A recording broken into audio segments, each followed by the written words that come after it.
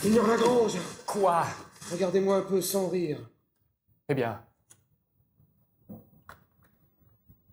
Que dites-vous de notre visite? En êtes-vous fort satisfait? À votre avis? Avons-nous sujet de lettres, tous deux? Pas tout à fait, à dire vrai. Pour moi, je vous avoue que j'en suis... mais tout scandalisé. A-t-on jamais vu? Dites-moi! De paix provinciale! Faire plus les renchéries que celle-là? Oh, les deux hommes traités avec plus de mépris que nous? À peine ont-elles pu se résoudre à nous faire donner des sièges. Je n'ai jamais vu tant parler à l'oreille qu'elles ont fait entre elles. Tant bâiller, tant se frotter les yeux. Et demander tant de fois quelle heure est-il? Ont-elles répondu que oui et non à tout ce que nous avons pu leur dire? Et ne m'avouerez-vous pas enfin que, quand nous aurions été les dernières personnes du monde, on ne pouvait nous faire pire qu'elles ont fait? Il me semble que vous prenez la chose fort à cœur. Mais sans doute, je les prends! De telle façon que je me veux venger de cette impertinence. Je connais ce qui nous a fait mépriser. Et après, n'a pas seulement infecté Paris, il s'est aussi répandu dans les provinces. Et nos demoiselles ridicules en ont tué leur bonne part. En un mot, c'est un ambigu de précieuses et de coquettes que leur personne.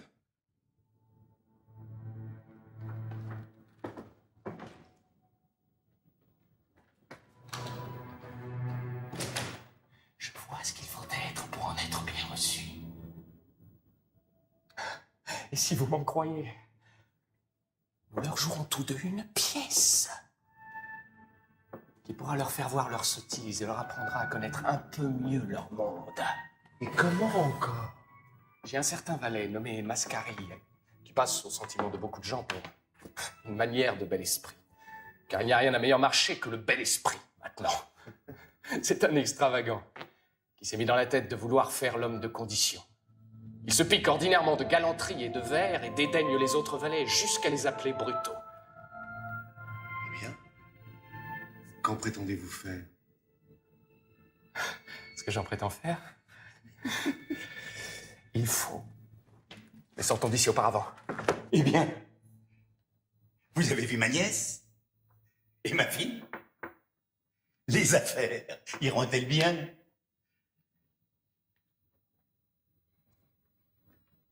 Et quel est le résultat de cette visite? C'est une chose que vous pourrez mieux apprendre d'elle que de nous. Tout ce que nous pouvons vous dire, c'est que nous vous rendons grâce de la faveur que vous nous avez faite. Et demeurons vos très humbles serviteurs. Vos très humbles serviteurs.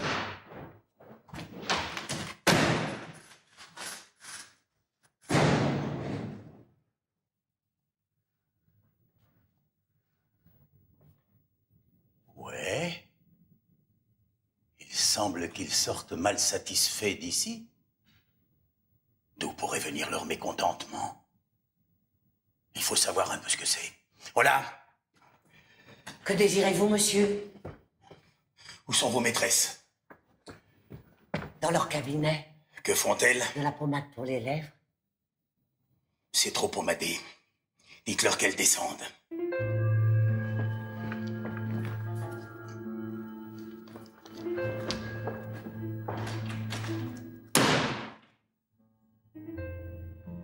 Ces pendardes-là, avec leur pommade, ont, je pense, envie de me ruiner. Je ne vois partout que blanc d'œuf, les virginales et 1000 autres brimborions que je ne connais point. Elles ont usé, depuis que nous sommes ici, le lard d'une douzaine de cochons, pour le moins. Et 4 valets vivraient tous les jours des pieds de mouton qu'elles emploient.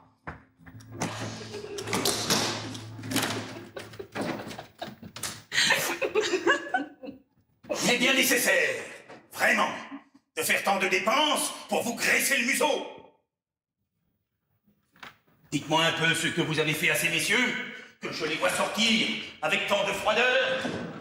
Vous avez-je pas commandé de les recevoir comme des personnes que je voulais vous donner pour mari? Et quelle estime, mon père, voulez-vous que nous fassions du procédé irrégulier de ces gens-là? Le moyen, mon oncle, qu'une fille un peu raisonnable se pût accommoder de leur personne. Et qui trouvez-vous à redire? La belle galanterie que la leur. Quoi, débuter d'abord par le mariage? Et par où veux-tu donc qu'il débute? Par le concubinage? N'est-ce pas un procédé dont vous avez sujet de vous louer toutes deux aussi bien que moi? Est-il rien de plus obligeant que cela? Et ce lien sacré où ils aspirent, n'est-il pas un témoignage de l'honnêteté de leurs intentions? Mon père, ce que vous dites là est du dernier bourgeois. Cela me fait honte de vous ouïr parler de la sorte. Et vous devriez un peu vous faire apprendre le bel air des choses. Je n'ai que faire ni d'air, ni de chanson.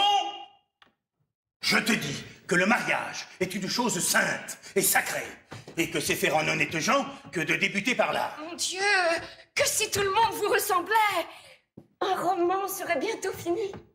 La belle chose que ce serait, si d'abord Cyrus épousait Mandane, et qu'Arance de plein pied fut mariée à Clélie. Que me vient conter celle-ci? Mon père, voilà ma cousine qui vous dira aussi bien que moi que le mariage ne doit jamais arriver qu'après les autres aventures. Il faut qu'un amant, pour être agréable, sache débiter les beaux sentiments, pousser le doux, le tendre et le passionné, que sa recherche soit dans les formes. Premièrement, il doit voir au temple, ou à la promenade, ou dans quelque cérémonie publique, la personne dont il devient amoureux. Ou bien être conduit fatalement chez elle par un parent ou un ami et sortir de là tout rêveur et mélancolique. Il cache un temps sa passion à l'objet aimé et cependant lui rend plusieurs visites où l'on ne manque jamais de mettre sur le tapis une question galante qui exerce les esprits de l'assemblée. Le jour de la déclaration arrive, qui se doit faire ordinairement dans une allée de quelques jardins, tandis que la compagnie s'est un peu éloignée. Et cette déclaration est suivie d'un prompt courroux, qui paraît à notre rougeur et qui pour un temps bannit l'amant de notre présence. Ensuite, il trouve moyen de nous apaiser, de nous accoutumer insensiblement au discours de sa passion et de tirer de nous cet aveu qui fait tant de peine. Après cela, viennent les aventures, les rivaux qui se jettent à la traverse des inclinations établies, les persécutions des pères, les jalousies conçues sur de fausses apparences, les plaintes, les désespoirs, les enlèvements et ce qui s'ensuit. Voilà comme les choses se traitent dans les mêmes manières. Et ce sont des règles dont en bonne galanterie on ne saurait se dispenser. Mais en venir de but en blanc à l'union conjugale, ne faire l'amour qu'en faisant le contrat du mariage, et prendre justement le roman par la queue. Encore un coup, mon père, il ne se peut rien de plus marchand que ce procédé. Et j'ai mal au cœur de la seule vision que cela me fait. Quel diable de jargon entends-je ici? Voici bien du hostile. En effet, mon oncle, ma cousine donne dans le vrai de la chose. Le moyen de bien recevoir des gens qui sont tout à fait incongrus en galanterie. Je m'en vais gager qu'ils n'ont jamais vu la carte de tendre et que billets doux, petits soins, billets galants et jolis vers sont des terres inconnues pour eux. Ne voyez-vous pas que toute leur personne marque cela et qu'ils n'ont pas cet air qui donne d'abord bonne opinion des gens? Venir en visite amoureuse avec une jambe toute unie, un chapeau désarmé de plumes, une tête irrégulière en cheveux, et un habit qui souffre une indigence de ruban. Mon Dieu, quels amants sont cela! Quelle frugalité d'ajustement! Quelle sécheresse de conversation! On ne dure point! On n'y tient pas! J'ai remarqué encore que leurs rabats ne sont pas de la bonne faiseuse et qu'il s'en faut plus d'un grand demi-pied que leur haut de chausse ne soit assez large. Je pense qu'elles sont folles. Toutes deux. Et je ne puis rien comprendre à ce baragouin. Catos, et vous, Madelon? Et de grâce, mon père, défaites-vous de ces noms étranges et nous appelez autrement. Comment ces noms étranges? Ne sont-ce pas vos noms de baptême? Mon Dieu, que vous êtes vulgaire. Pour moi, un de mes étonnements, c'est que vous ayez pu faire une fille si spirituelle que moi. A-t-on jamais parlé dans le beau style de Catos ni de Madelon? Et ne m'avouerez-vous pas que ce serait assez d'un de ces noms pour décrier le plus beau roman du monde? Il est vrai, mon oncle, qu'une oreille un peu délicate pâtit furieusement à entendre prononcer ces mots-là. Et le nom de Polyxène que ma cousine a choisi, et celui d'Aminte que je me suis donné, ont une grâce dont il faut que vous demeuriez d'accord.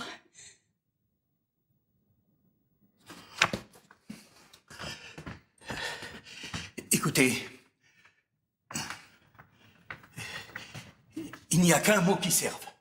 Je n'entends point que vous ayez d'autres noms que ceux qui vous ont été donnés par vos parrains et marraines.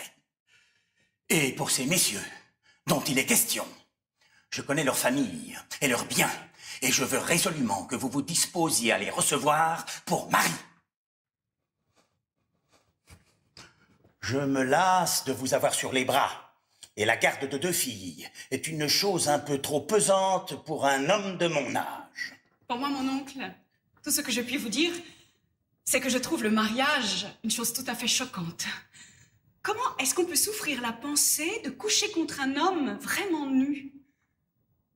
Souffrez que nous prenions un peu haleine parmi le beau monde de Paris, où nous ne faisons que d'arriver. Laissez-nous faire à loisir le tissu de notre roman, et n'en pressez point tant la conclusion. Il n'en faut point douter, elles sont achevées. Encore un coup. Je n'entends rien à toutes ces balivernes.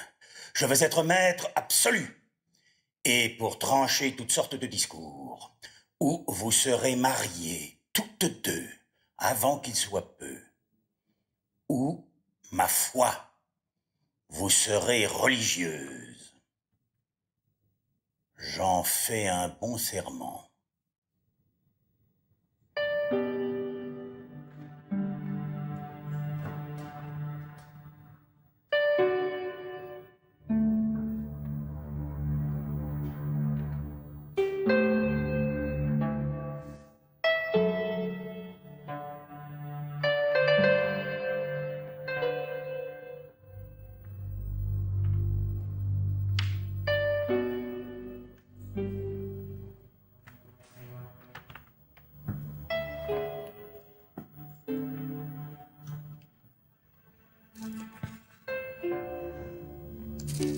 Mon Dieu, ma chère, que ton père a la forme enfoncée dans la matière.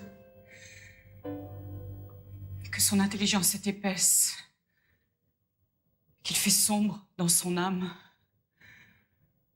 Que veux-tu, ma chère? J'en suis en confusion pour lui. J'ai peine à me persuader que je puisse être véritablement sa fille. Et je crois que quelque aventure un jour me viendra développer une naissance plus illustre. Je le croirais bien. Oui, il y a toutes les apparences du monde. Et pour moi, quand je me regarde aussi...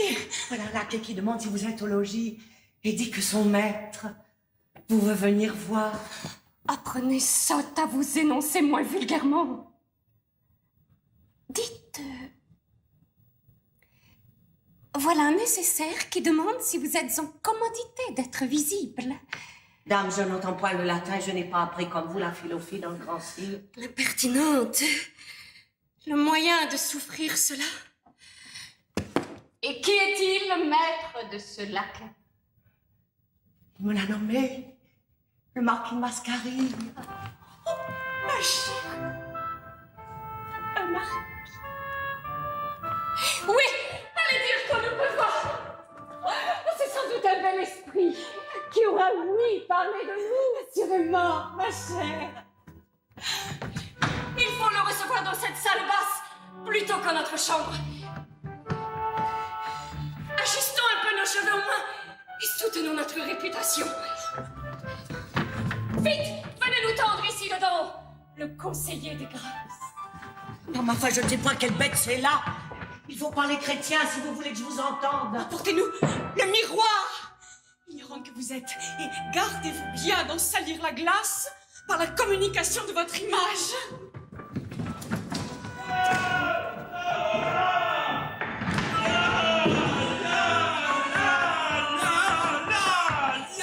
Je pense que ces marrons-là ont dessein de me briser, à force de heurter contre les murailles et les pavés. Dame, c'est que la porte est étroite.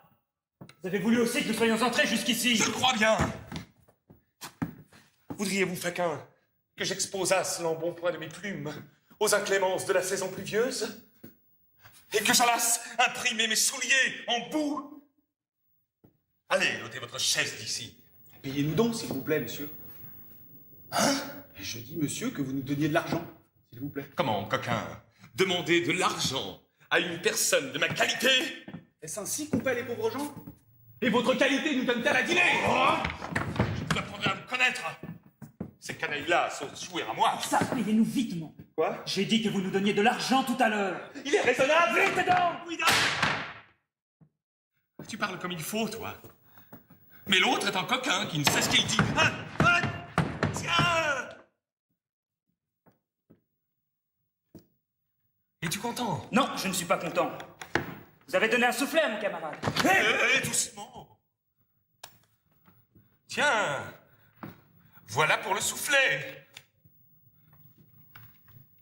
On obtient tout de moi quand on s'y prend de la bonne façon. Allez, venez me reprendre tantôt pour aller au Louvre, au petit coucher. Monsieur. Voilà mes maîtresses qui vont venir tout à l'heure. Qu'elle ne se presse point. Je suis ici, posté commodément pour attendre. Et voici.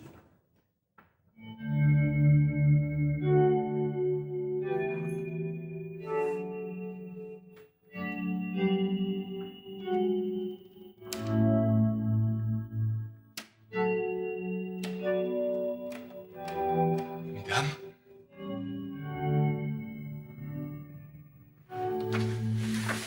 vous serez surprises sans doute de l'audace de ma visite. Mais votre réputation vous attire cette méchante affaire. Et le mérite a pour moi des charmes si puissants que je cours partout après lui. Si vous poursuivez le mérite, ce n'est pas sur nos terres que vous devez chasser. Pour voir chez nous le mérite, il a fallu que vous l'y ayez amené. Ah! Je m'inscris en faux contre vos paroles. La renommée accuse juste en comptant ce que vous valez. Et vous allez faire pic, repique et capot tout ce qu'il y a de galant dans Paris. Votre complaisance pousse un peu trop avant la libéralité de ces louanges. Et nous n'avons garde, ma cousine et moi, de donner de notre sérieux dans le doux de votre flatterie.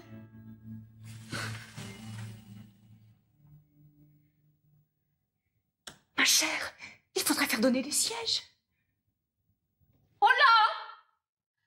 Almanzor!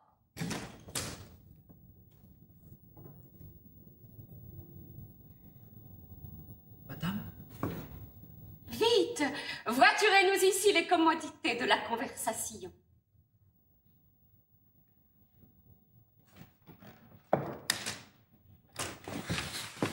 Mais au moins, y a-t-il sûreté ici pour moi? Que craignez-vous? Quelque vol de mon cœur? Quelque assassinat de ma franchise? Je vois ici des yeux qui ont la mine d'être de forme des garçons, de faire insulte aux libertés et de traiter une âme de turc à mort. Comment diable, d'abord qu'on les approche, ils se mettent sur leur garde meurtrière. À part ma foi, je m'en défie. Et je m'en vais gagner au pied où je veux caution bourgeoise qu'ils ne me feront point de mal. Ma chère, c'est le caractère enjoué. Je vois bien que c'est un Hamilcar.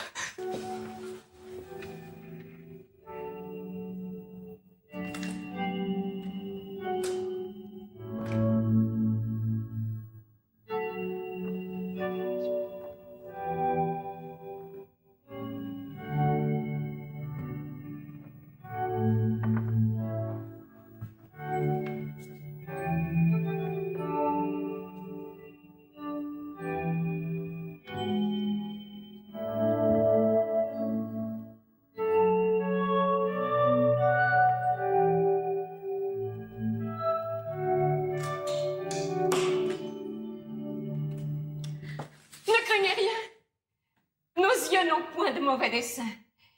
Et votre cœur peut dormir en assurance sur leur prud'homme. Mais de grâce, monsieur, ne soyez pas inexorable à ce fauteuil qui vous tend les bras il y a un quart d'heure. Contentez un peu l'envie qu'il a de vous embrasser.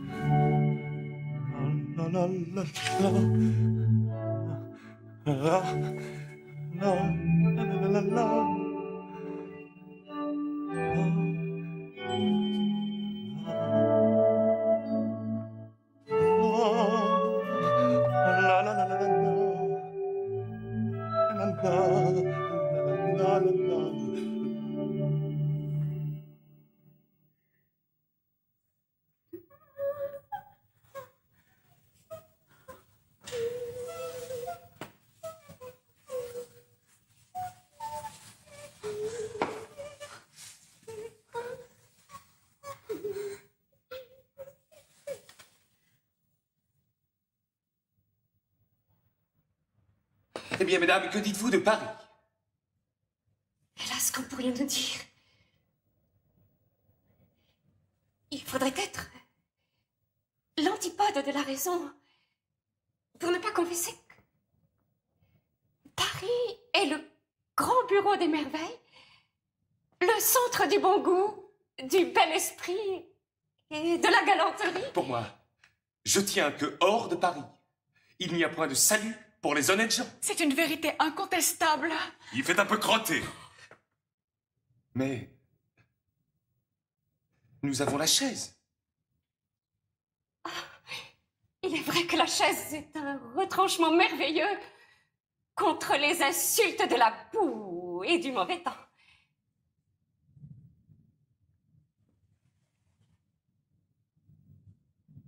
Vous recevez beaucoup de visites? Quel bel esprit est des vôtres! Hélas, nous ne sommes pas encore connus, mais nous sommes en passe de l'être. Et nous avons une amie particulière qui nous a promis d'amener ici tous ces messieurs du recueil des pièces choisies. Et certains autres qu'on nous a nommés aussi pour être les arbitres souverains des belles choses. Oh, c'est moi qui ferai votre affaire, mieux que personne. Ils me rendent tous visite. Et je puis dire que je ne me lève jamais sans une demi-douzaine de beaux esprits. Mon Dieu, nous vous serons obligés de la dernière obligation si vous nous faites cette amitié. Car enfin, il faut avoir la connaissance de tous ces messieurs-là si l'on veut être du beau monde. Ce sont ceux qui donnent le branle à la réputation dans Paris. Et vous savez qu'il y en a tels dont il ne faut que la seule fréquentation pour vous donner bruit de connaisseuse, quand il n'y aurait rien autre chose que cela.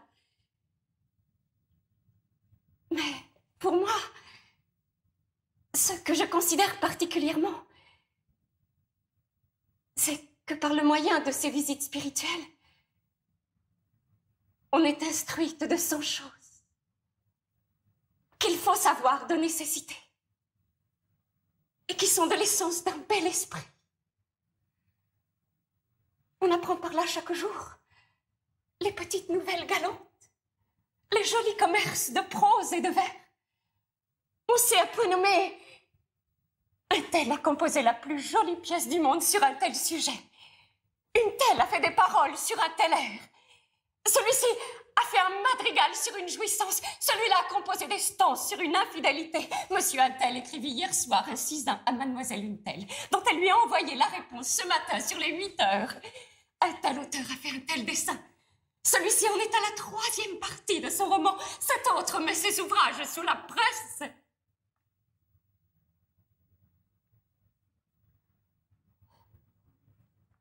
C'est là ce qui vous fait valoir dans les compagnies.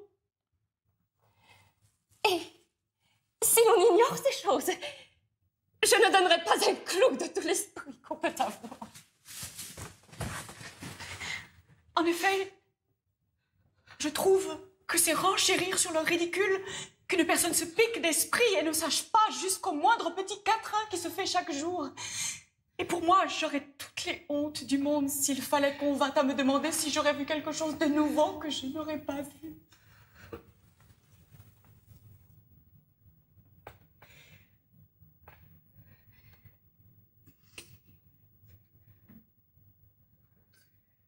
Il est vrai qu'il est honteux de n'avoir pas des premiers tout ce qui se fait. Mais ne vous mettez pas en peine. Je veux établir chez vous une académie de beaux esprits. Et je vous promets qu'il ne se fera pas un bout de verre dans Paris que vous ne sachiez par cœur avant tous les autres. Pour moi, tel que vous me voyez, je m'en escrime un peu quand je veux. Et vous verrez courir de ma façon dans les belles ruelles de Paris 200 chansons. Autant de sonnets, 400 épigrammes et plus de 1000 madrigaux, sans compter les énigmes et les portraits. Je vous avoue que je suis furieusement pour les portraits. Je ne vois rien de si galant que cela. Oh, les portraits sont difficiles et demandent un esprit profond. Vous en verrez de ma manière qui ne vous déplairont pas. Pour moi, j'aime terriblement les énigmes. Cela exerce l'esprit. Et j'en ai fait 4 encore ce matin que je vous donnerai à deviner. Les madrigaux sont agréables quand ils sont bien tournés. Mais c'est mon talent particulier. Et je travaille à mettre en madrigaux toute l'histoire romaine. Certes, cela sera du dernier beau. J'en retiens un exemplaire au moins si vous le faites imprimer. Je vous en promets à chacune un et des mieux reliés. Cela est au-dessous de ma condition. Mais je le fais seulement pour donner à gagner au libraire qui me persécute. Je m'imagine que le plaisir est grand de se voir imprimer. Oh, sans doute. Mais à propos, il faut que je vous dise un impromptu que je fis hier chez une duchesse de mes amies que je fus visiter, car je suis diablement fort sur les impromptus. L'impromptu est justement la pierre de touche de l'esprit. Écoutez donc. Nous y sommes de toutes nos oreilles. Oh, oh! Je n'y prenais pas garde. Tandis que, sans songer à mal, je vous regarde. Votre œil, en tapis noir, me dérobe mon cœur.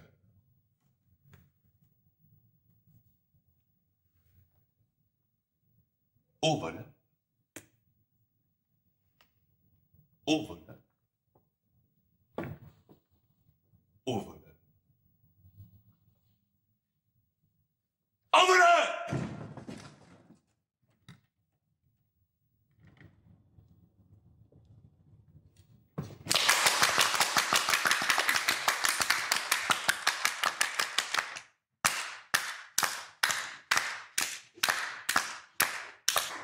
Mon Dieu, voilà qui est poussé dans le dernier galant. Tout ce que je fais a l'air cavalier, cela ne sent point le pédant. Il en est éloigné de plus de 2000 lieues.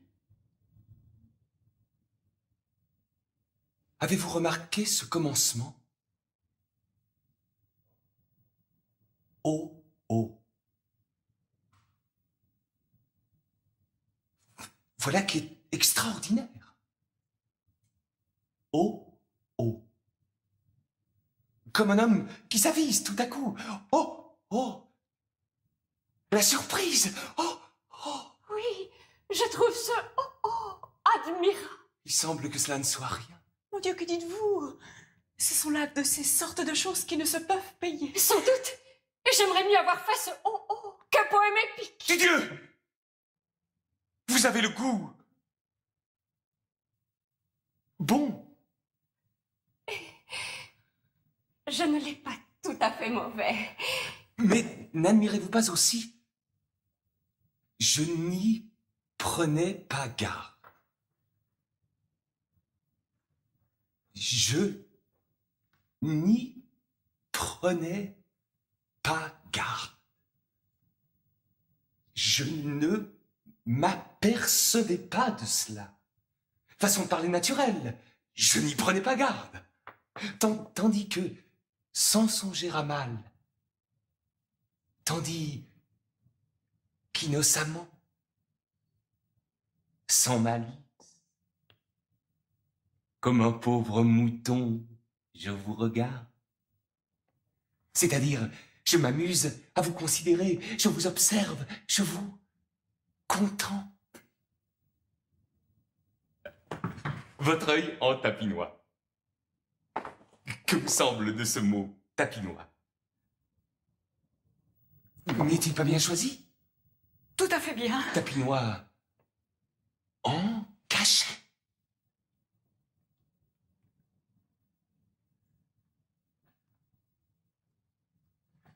Il semble que ce soit un chat qui vienne de prendre une souris. Tapinois. Il ne se peut rien de mieux. Me dérobe mon cœur, me l'emporte, me le ravit. Au voleur, au voleur, au voleur, au voleur.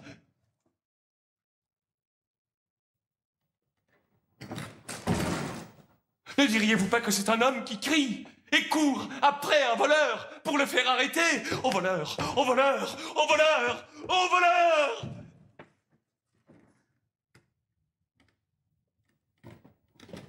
Il faut avouer que cela a un tour spirituel et galant. Je veux vous dire l'air que j'ai fait dessus. Vous avez appris la musique? Moi? Point du tout. Et comment donc cela se peut-il? Les gens de qualité savent tout sans avoir jamais rien appris. Assurément, ma chère. Écoutez, si vous trouverez l'air à votre goût.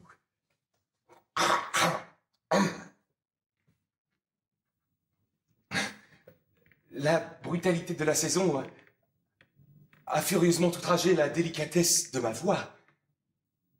Mais il n'importe. C'est à la cavalière.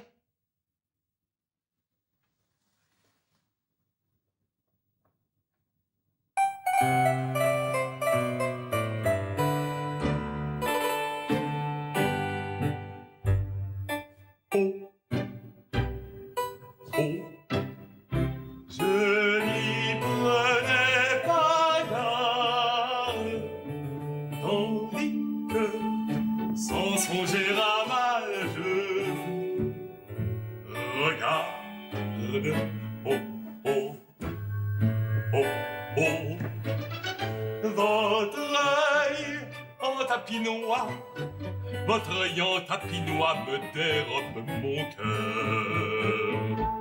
Oh, voleur, oh, voleur, oh, voleur, oh, voleur.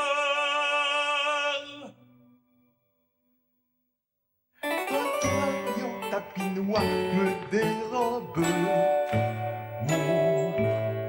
cœur. Oh, voleur.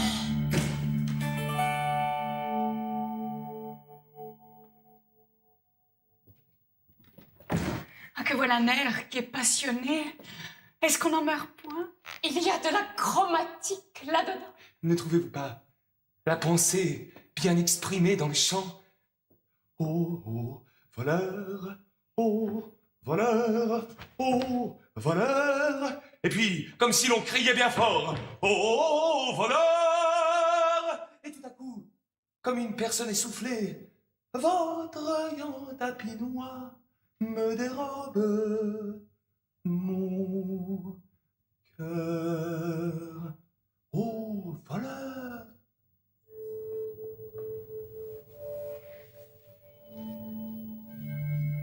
C'est là savoir le fin des choses. Le gros fin. Le fin du fin. Tout est merveilleux, je vous assure. Je suis enthousiasmée de l'air et des paroles. Je n'ai encore rien vu de cette force-là. Tout ce que je fais me vient naturellement. C'est sans étude. La nature vous a traité en vraie mère passionnée. Et vous en êtes l'enfant gâté. À quoi donc passez-vous le temps? Ah, rien du tout. Nous avons été jusqu'ici dans un jeûne effroyable de divertissement.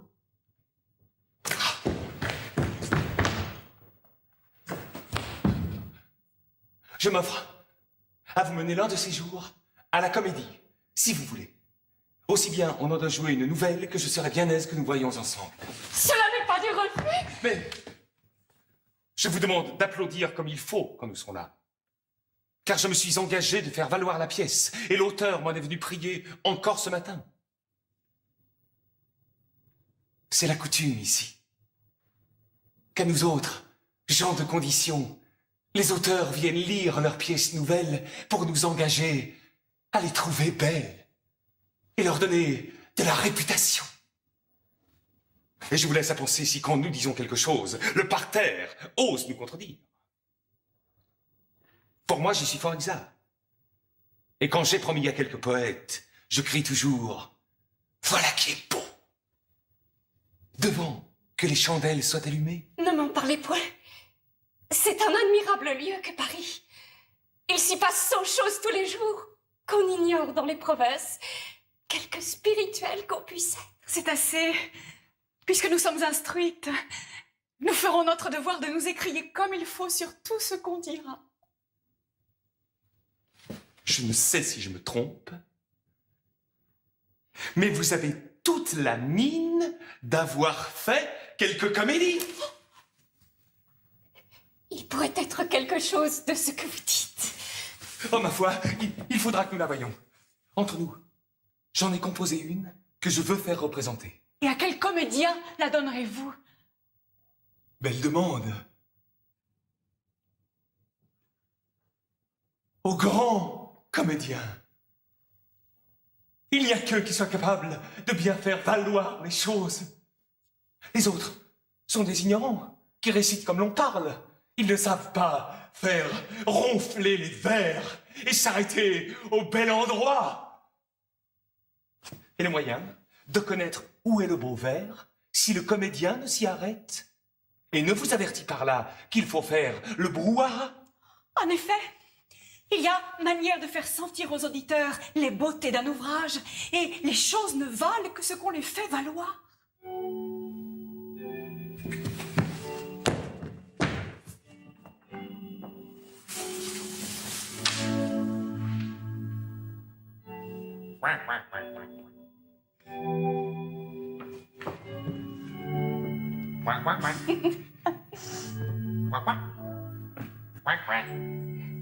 Que vous semble de ma petite oie? La trouvez-vous congruente à l'habit? Tout à fait. Le ruban est bien choisi? Furieusement bien. Ces perdrichons tout purs. Que dites-vous de mes canons? Ils ont tout à fait bon air. J'ai pu me vanter au moins qu'ils ont un grand quartier plus que tous ceux qu'on fait. Il faut avouer que je n'ai jamais vu porter si haut l'élégance de l'ajustement.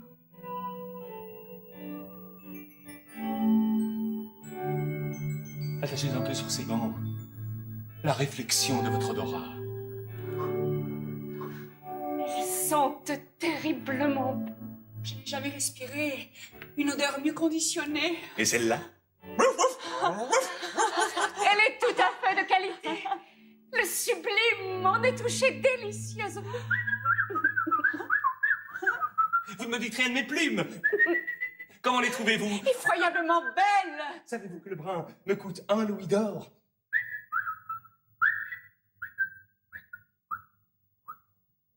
Pour moi, j'ai cette manie de vouloir donner généralement sur tout ce qu'il y a de plus beau. Je vous assure que nous sympathisons, vous et moi. J'ai une délicatesse furieuse pour tout ce que je porte. Et jusqu'à mes chaussettes. Je ne puis rien souffrir qui ne soit de la bonne ouvrière.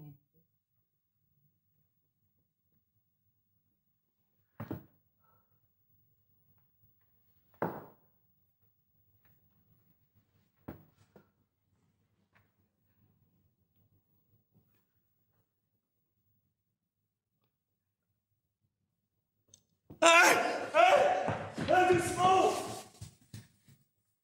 Dieu me donne, mesdames, c'est fort mal enlisé! J'ai à me plaindre de votre procédé, cela n'est pas honnête! Qu'est-ce donc avez-vous? Toutes deux, contre mon cœur en même temps. M'attaquer à droite et à gauche. C'est contre le droit des gens. La partie n'est pas égale. Et je m'en vais crier au meurtre! Il faut avouer qu'il dit les choses d'une manière particulière. Il a un tour admirable dans l'esprit. Vous avez plus de peur que de mal. Et votre cœur crie avant qu'on l'écorche. Comment diable? Il est écorché depuis la tête jusqu'aux pieds.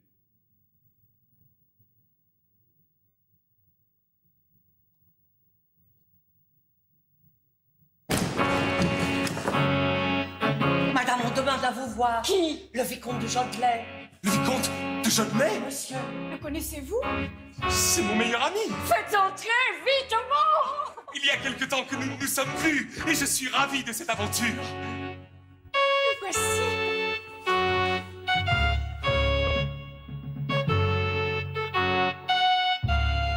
Oh! Vicomte! Oh, marquis! Que je suis aise de te rencontrer! Que j'ai de joie de te voir ici!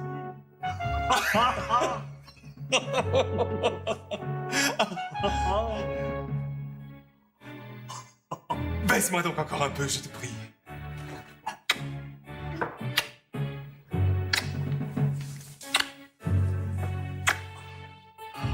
Pour être toute bonne, nous commençons d'être connus.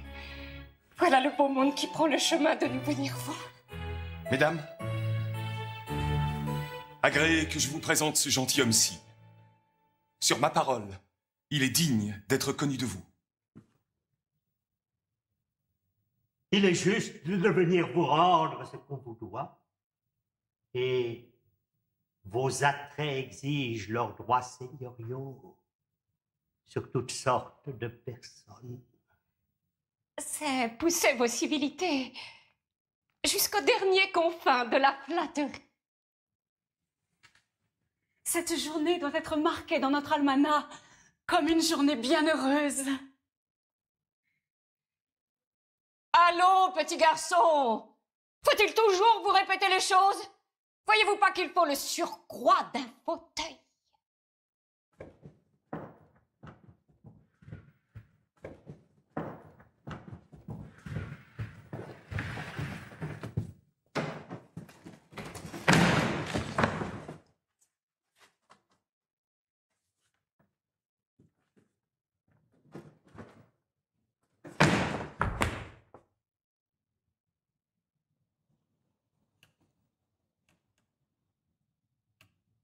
Ne vous étonnez pas de voir le vicomte de la sorte.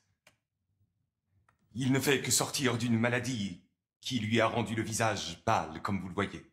Ce sont fruits des veilles de la cour et des fatigues de la guerre. Savez-vous, mesdames, que vous voyez dans le vicomte l'un des vaillants hommes du siècle. C'est un brave, à 3 poils.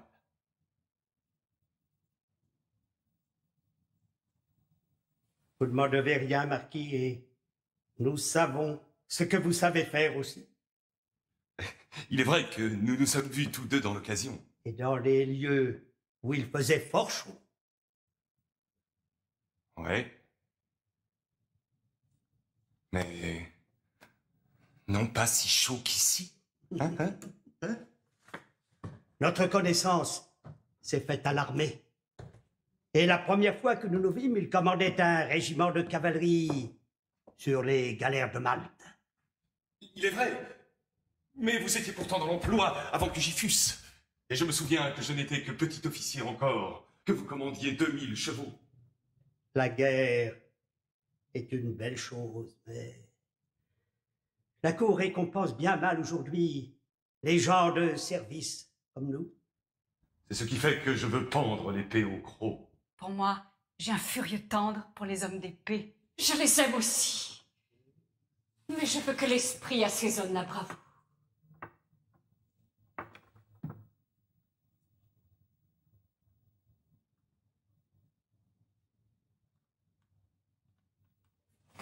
Te souviens-t-il, vicomte, de cette demi-lune que nous emportâmes sur les ennemis au siège d'Arras? Que veux-tu dire avec ta demi-lune? C'était bien une lune tout entière.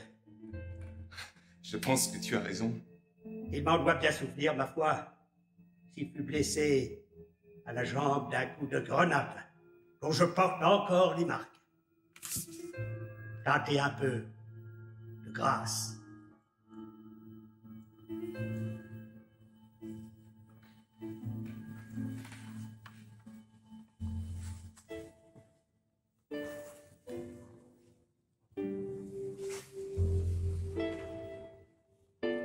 Vous sentirez quelques coups.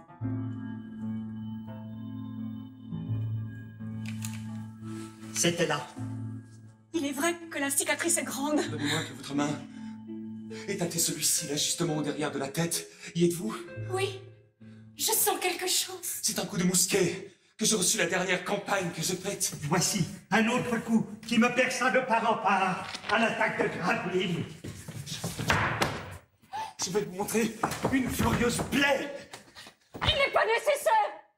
Nous le croyons sans y regarder. Ce sont des marques honorables qui font voir ce qu'on est. Nous ne doutons pas de ce que vous êtes.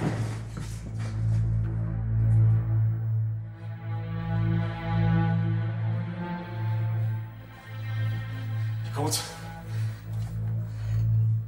as-tu là ton carrosse? Quoi? Nous mènerions promener ces dames hors des portes et leur donnerions un cadeau. Nous ne saurions sortir aujourd'hui. Ayons donc les violons pour danser. Ma foi, c'est bien avisé. Pour cela, nous y consentons. Mais il faut donc quelques surcroît de compagnie. Voilà! Champagne, Picard, Bourguignon, Castoret, Basque, Lorrain, la Verdure, Provençal, la Violette. Au diable soient tous ces laquais. Je ne pense pas qu'il y ait gentilhomme en France plus mal servi que moi. Ces canailles me laissent toujours seul.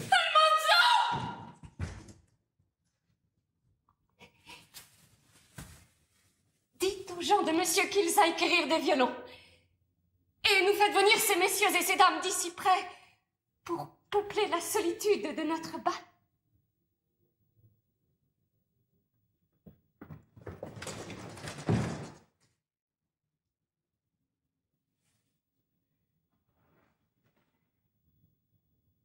Vicomte, Que dis-tu de ses yeux? Ma foi, Marquis, et toi-même que t'en sembles? Moi? Je dis que nos libertés auront peine à sortir d'ici les braies nettes. Au moins pour moi, je reçois d'étranges secousses et mon cœur ne tient plus qu'à un filet. Tout ce qu'il dit est naturel. Il tourne les choses le plus agréablement du monde. Il est vrai qu'il fait une furieuse dépense en esprit. Pour vous montrer que je suis véritable, je veux faire un impromptu là-dessus. Et je vous en conjure, de toute la dévotion de mon cœur, que nous ayons quelque chose qu'on ait fait pour nous. J'aurais envie d'en faire autant, mais je me trouve un peu incommodé de la veine poétique pour la quantité des saignées que j'y ai faites ces jours passés.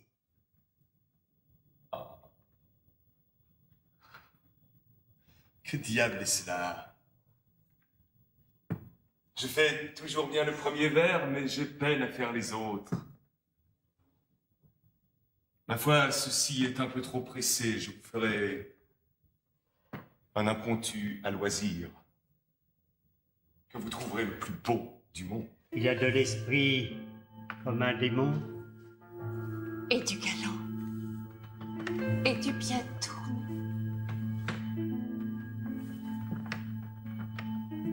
Vicomte, dis-moi un peu, y a-t-il longtemps que tu n'as vu la comtesse? Il y a plus de 3 semaines que je ne lui ai rendu visite.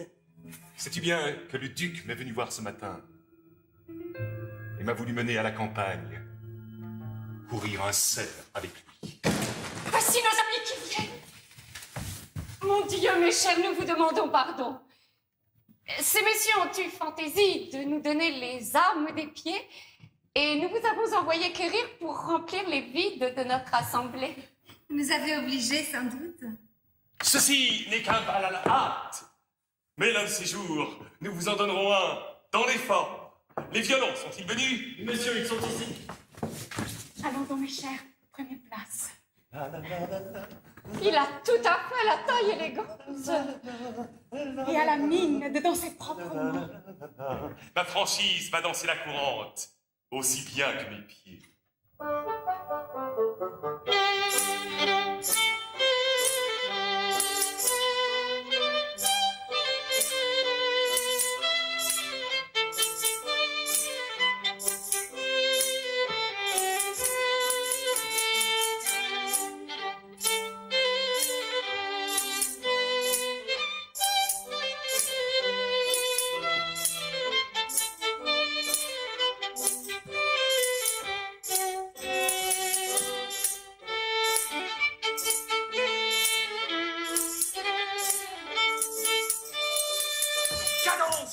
Cadence! Ah, quels ignorants! Il n'y a pas moyen de danser avec eux!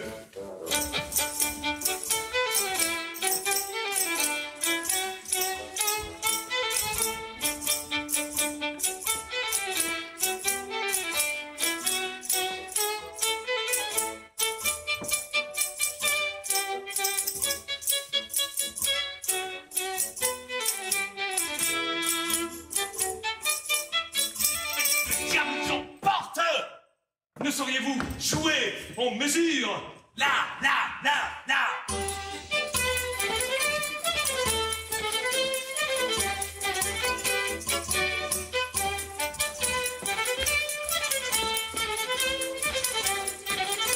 Faire votre violon de village!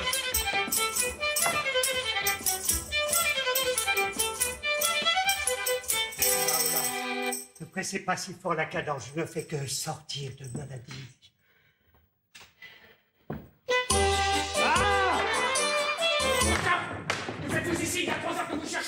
Vous ne m'aviez pas dit que les coups en seraient aussi.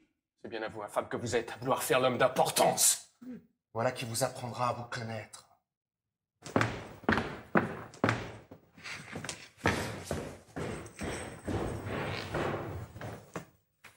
Que veut donc dire ceci? C'est une gageure. Pourquoi vous laissez battre de la sorte? Mais mon Dieu, j'ai pas voulu faire semblant de rien, car je suis violent et je me serais emporté. Endurer un affront comme celui-là en notre présence. Cela n'est rien. Ne laissons pas d'achever. Nous nous connaissons il y a longtemps, et entre amis, on ne va pas se piquer pour si peu de choses. Ma foi, Marot, vous ne vous rirez pas de nous, je vous promets. Entrez, vous autres.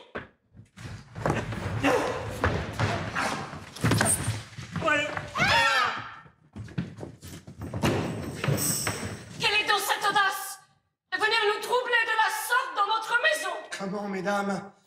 Nous endurerons que nos laquais soient mieux reçus que nous, qu'ils viennent vous faire l'amour à nos dépens et vous donnent le bal. Vos lacs! Oui, nos laquais. Et cela n'est ni beau ni honnête de nous les débaucher comme vous faites. Mon ciel, quelle insolence! Ils n'auront pas l'avantage de se servir de nos habits pour vous donner dans la vue. Et si voulez-vous les aimer, ce sera ma foi pour leurs beaux yeux. Vite, qu'on les dépouille sur le champ.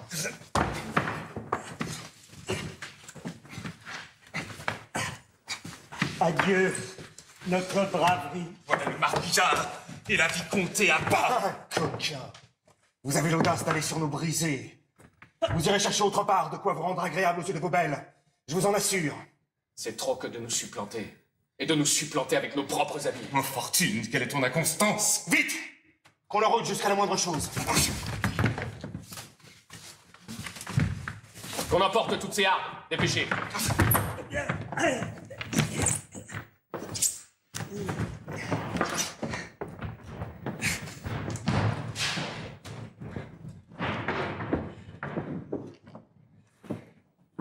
Maintenant, mesdames, en l'état qu'ils sont, vous pouvez continuer vos amours avec eux tant qu'il vous plaira. Nous vous laissons toutes sortes de libertés pour cela, et vous protestons, monsieur et moi, que nous n'en serons aucunement jaloux.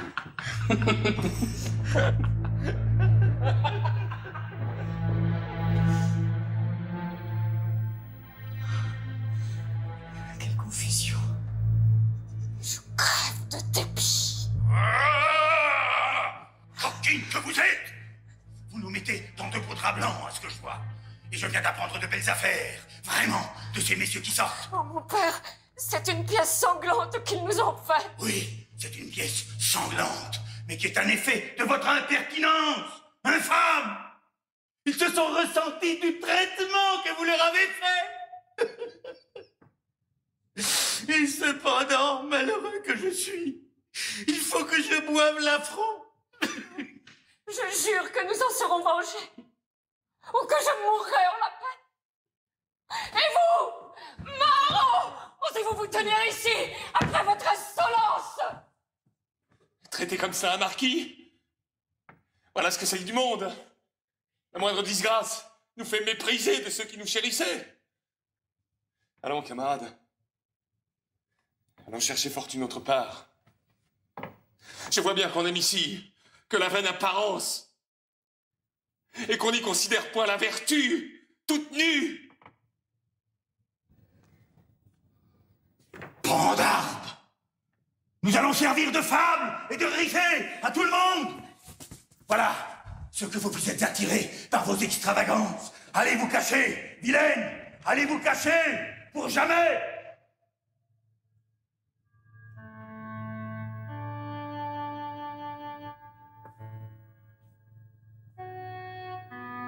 Et vous, qui êtes cause de leur folie, sotte billevesée, pernicieux amusement des esprits oisifs, romans, vers, chansons, sonnets et sonnettes, puissiez-vous être à tous les diables!